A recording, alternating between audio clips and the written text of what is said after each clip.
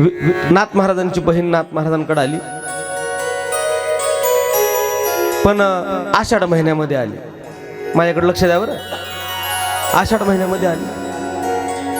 नाथ बाबाची सकाळी सकाळी पूजा चालू होती आणि नाथ बाबाची बहीण म्हणली, बाबा म्हणजे भावाला म्हणली, दादा मला देवीच्या दर्शनाला जायचं आणि माझी काहीतरी जाण्याची व्यवस्था कर. आणि देवीचं मंदिर गोदावरीच्या पलीकडे आहे, बाहेरच्या नाथाच्या त्या साईडला पलीकडे. नाथ बाबा म्हणले, मग जा ना, माझी पूजा चालू आहे, मला उठता येत नाही, काहीतरी व्यवस्था कर जा. तूच व्यवस्था कर. कोण म्हणताय? बोला ना, बहीण. नाथ बाबा म्हणले, ताई तुला माहिती नाही का ग, मी पूजा करतोय, मी उठू शकत नाही, आता नाही उठणार मी, पण बहिणीचा आग्रह तुझ्याच्यानं एवढं होत नाही तर मग मला कशाला बोलवलं. हे शब्द प्रत्येक बहिणीचा असतो भावाला. आणि मग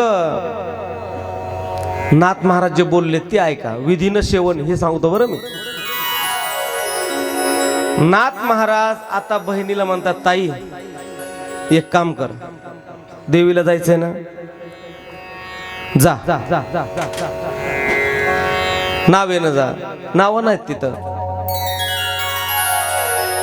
नावं नाही. एक काम कर म्हटले, तू आता तिथं गोदावरीच्या तीरावर जा आणि त्या गोदावरीला असं म्हण की, हे बघ गोदावरी मैया, माझा नाथ जर खरंच ब्रह्मचारी असेल तर तू मला देवीकडे जाण्याकरता वाट देशील. तुम्ही ऐकताय ना सर्वजण? नाथ महाराजांच्या बहिणीला तर शॉकच बसला. नाथा काय बोलायला लागला तू? तुझं लग्न मी जमवलंय, करवली होती मी तुझ्यासोबत, आणि तू म्हणतो ब्रह्मचारी असेल तर मला वाट देशील. नाथ महाराज म्हणले, ताई जेवढं सांगितलं तेवढं कर ना, पुढचं कशाला बोलत होती. गेली आणि गोदावरीचं दर्शन घेऊन काय म्हटली माहिती का? हे गोदावरी मैया, माझा नाथ जर खरंच ब्रह्मचारी असेल तर तू मला वाट देशील. त्या गोदावरीचं पाणी फरफर 2 भांगा अशा झाल्या आणि त्या 2 भांगा झालेल्या पाहून नाथ महाराजांच्या बहिणीला तर चक्करच आली. हे प्रभू जगन्नाथम प्रेमानंदे, ये क्या हो गया.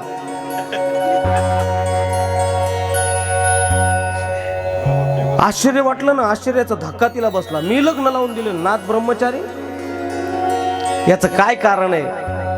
नाथ कस काय ब्रह्मचारी आहेत? तर याला हे प्रमाण लावायचं. कोणतं? विधीने सेवन आणि विषय त्यागाते समान. एक पत्नी, एक वचनी आणि एक बाणी, बास ब्रह्मचारीच आहे तो. लग्न झालेला असला तरी सुद्धा तो ब्रह्मचारीच आहे. पण जर आपलं मन भटकत असेल तर तुम्ही मग ब्रह्मचारी असले काय आणि ब्रह्मचारी नसले काय याला काही फरक पडत नाही. सेवन फार महत्वाचं आहे, पण ते कसं पाहिजे?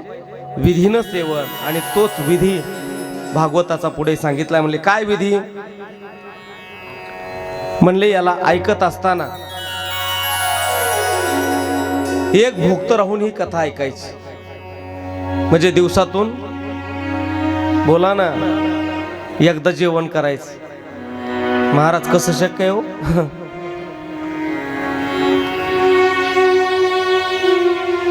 तुम्ही जेवढं हे कडक कराल, कुठलीही साधना असू द्या, हीच नाही, ती फलद्रूप ठरत असत. एक भुक्त राहायचं,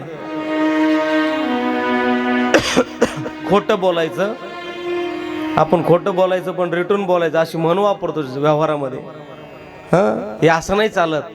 8 दिवस खोटं बोलायचं नाही. आणि आता ऐका, 8 दिवस 7 दिवस तुम्ही ज्या जागेवर बसलात, पहिल्या दिवशी 7ही दिवस तुम्ही त्याच जागेवर बसायचं. जे आसन आणलं ते आसन त्या जागेवर टाकायचं आणि त्या जागेवर बसायचं. का बरं? याचा काय परिणाम?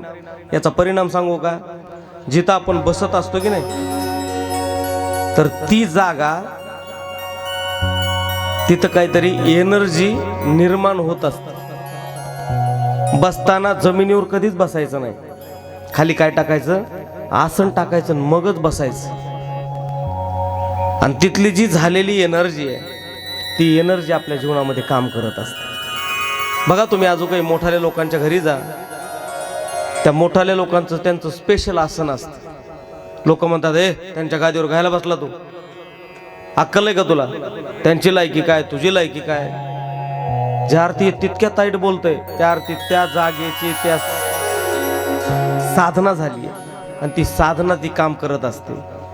तिथल्या जी काही पॉझिटिव्ह जी एनर्जी आहे ती एनर्जी तयार होत असते. म्हणून जागेवरून आपल्या जागेवर दुसऱ्याला बसू द्यायचं नाही.